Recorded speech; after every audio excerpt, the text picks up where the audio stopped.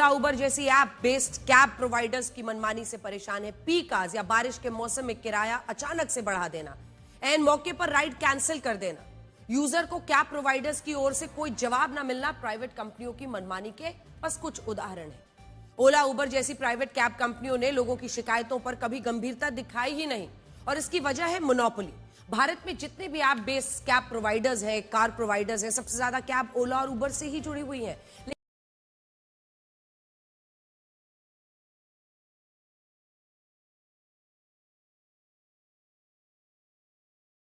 लेकिन अब इन्हें टक्कर देने के लिए एक और app based cab provider market में उतरने वाला है और इसका नाम है भारत टैक्सी। भारत टैक्सी देश का पहला national cooperative ride hailing platform है। इसे कोई प्राइवेट लिमिटेड कंपनी नहीं बल्कि केंद्रीय सहकारिता मंत्रालय की मदद से चलाया जाएगा। भारत टैक्सी को जो ओला उबर जैसी प्राइवेट कैब कंपनी प्रोवाइडर्स की मनमानी है उसको रोकने के लिए ही लाया गया है।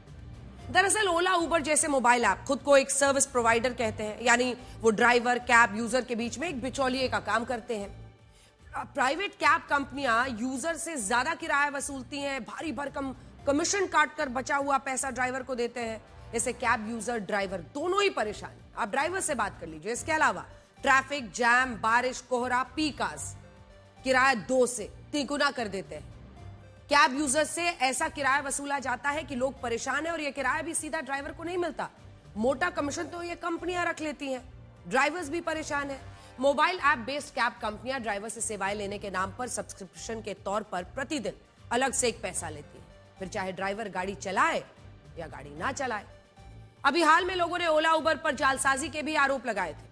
आरोप यह था कि मोबाइल फोन के ऑपरेटिंग सिस्टम, बैटरी लाइफ के हिसाब से अलग अलग किराया दिखता है। मतलब समान दूरी के लिए iOS में किराया ज्यादा, एंड्रॉयड में किराया कम दिखता था।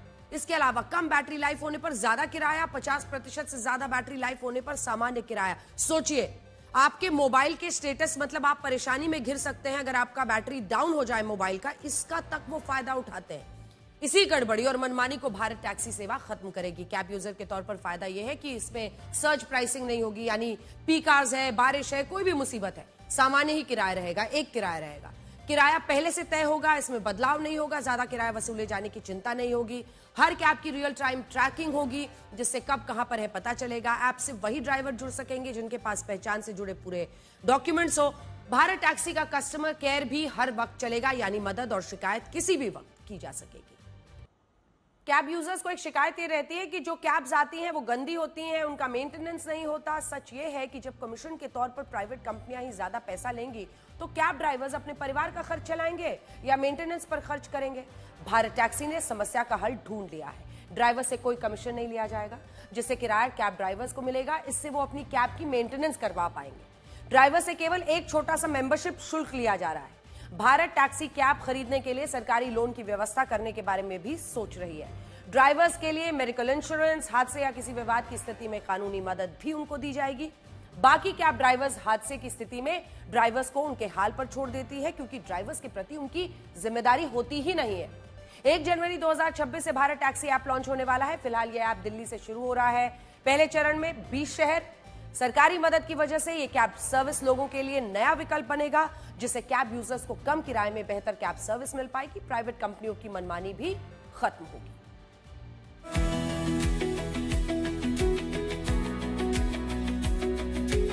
कोऑपरेटिव मिनिस्ट्री यानी भारत सरकार ने इस तरीके का भारत टैक्सी ऐप ये लॉन्च किया है, जिसकी खासियत यह है कि भारत की पहली सहकारी राइड हेल्पिंग सेवा अब दिल्ली एनसीआर में भी आपको मिलेगी और किसी भी तरीके की दिक्कत जो कस्टमर्स हैं उनको नहीं होगी।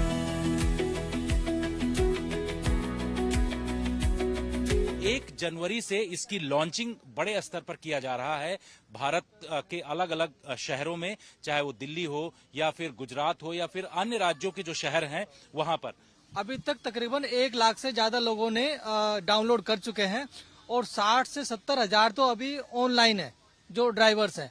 इसमें भारत टैक्सी में बहुत फायदा है और जो अन्य टैक्सी वो ऐप चल रहे थे उनमें बहुत धांधलेबाजी हो रही थी। ड्राइवर को कुछ दिखाते थे और फिर उसके बाद में उनका रिचार्ज भी कर दिया उन्होंने बहुत महंगा।